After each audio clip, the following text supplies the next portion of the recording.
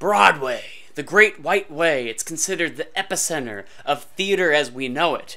A show isn't considered a success in America until it's produced on Broadway. Hello, welcome to Theater Customs, a show where we talk about the weird things that actors do and where those things come from. My name is Josiah Frampton, I'm the creator of the show, and today we're talking about the modern musical. The modern musical. The modern... Sir William Schwenk?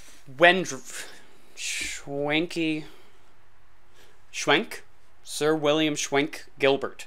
I'm going to call him W.S. Gilbert. He was born in London in November of 1836, which coincidentally is the same month that I was born in, so, that's why theater.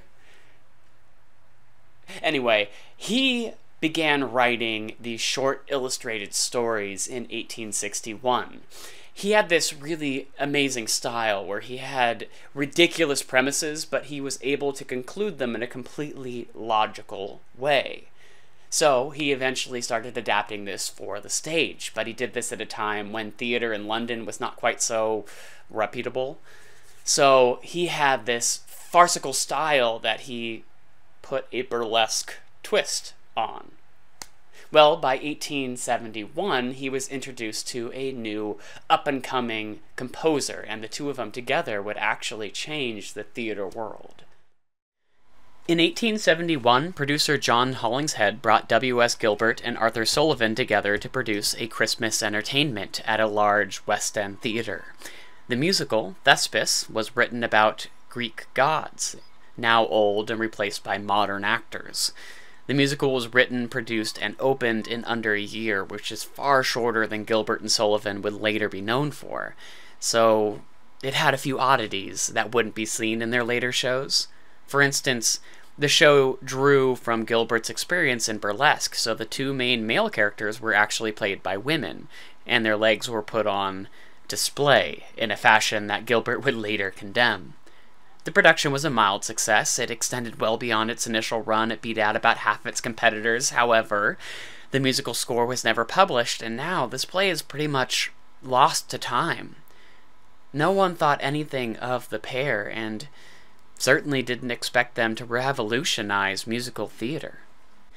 In the late 1800s, London had become known for burlesque, minstrel shows, and vaudeville productions, but Gilbert felt that these types of shows were missing something.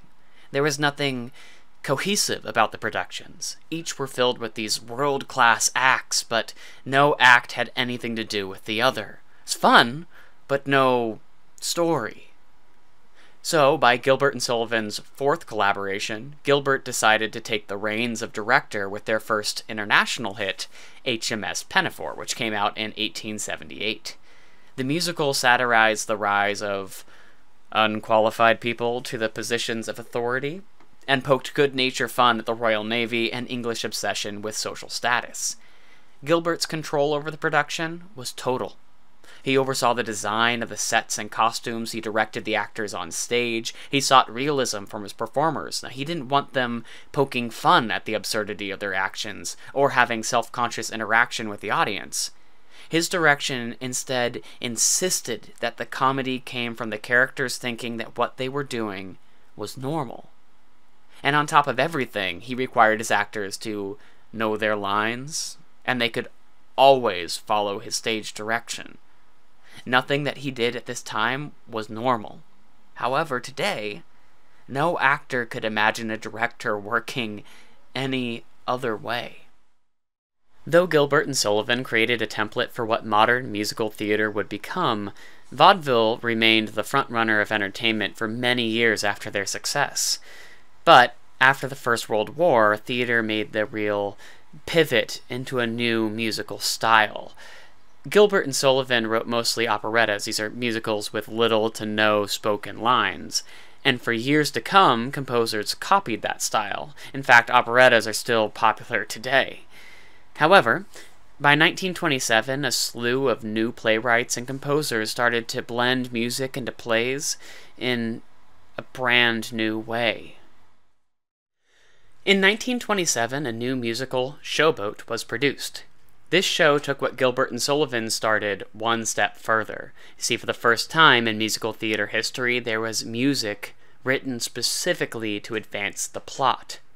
As one historian put it, here we come to a completely new genre. Now, everything else was subservient to the play. Now came a complete integration of song, humor, and production numbers into a single inextricable artistic entity. This was a brand new idea. Even the few musicals that had spoken sections separate from the music didn't actually connect the two. It was like vaudeville. Each piece was a different act, and they didn't support one another. In Showboat, there was one play. Many pieces, but one play. This change ushered us into the golden era of theater. Change was slow due to the Great Depression and the Second World War, but little by little, over the course of 2 decades, musicals started to change. They built on the success of previous work. And by 1943, the revolution that Showboat started was completed. The golden era of theater arguably began with Rodgers and Hammerstein's Oklahoma. The musical defied every convention from the moment the curtain rose. It opened not on a huge chorus, but on a single woman churning butter. And off stage, there was one voice singing the opening lines of "Oh, What a Beautiful Morning," unaccompanied. There's a bright golden haze on the meadow. The dream ballet that ended the act was the first dance break in musical theater history that developed character and advanced the plot. It was a runaway success. Oklahoma ran for an unprecedented 2,212 performances, a record that wasn't beat until 1956 by My Fair Lady.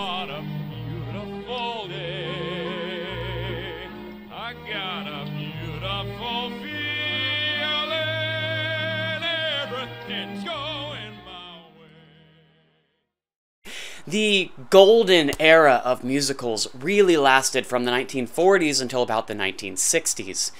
But it's a style that's still popular today. In fact, I'd say that we're writing a lot of new musicals that really emulate this classic golden era style.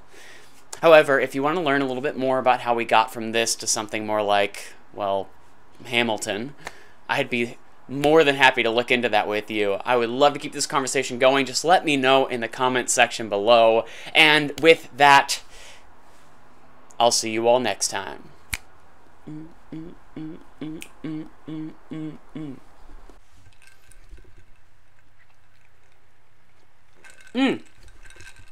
You're still here. That's good. Thank you so much. You made it to the end of the video and you didn't stop it. So if you like what you're seeing, don't forget to like, share, and subscribe. You'll see a little ball floating around over here. That's the subscribe button. Go ahead and click on that. You can see some past videos floating on this side of my head. And if you really like what you're seeing and you want to help support this page, don't forget to look in the description for my Patreon information so you can help donate to the show.